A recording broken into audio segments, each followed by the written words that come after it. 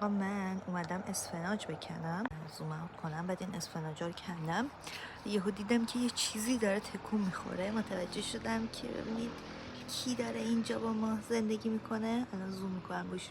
او ما یه مانتیس داریم که هی خودشو تکون میده، نمیدونم چرا. حالا من الان با یه ریشه اسفناج دستشو میگیرم، گوشیمو گذاشتم اینجا که بهش نور بده.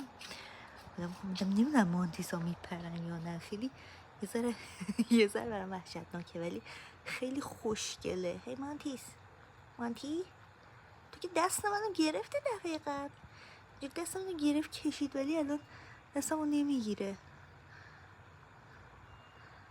خودم خواه فیلم تو بردارم. مانتیس خانوم، آقای مانتیس،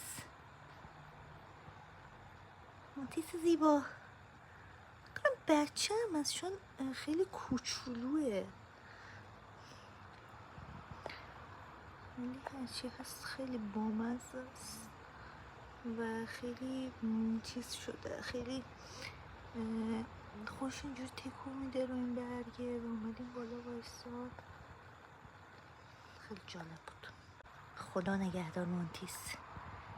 باید کاری ندارم، حیوان آزاری میشه.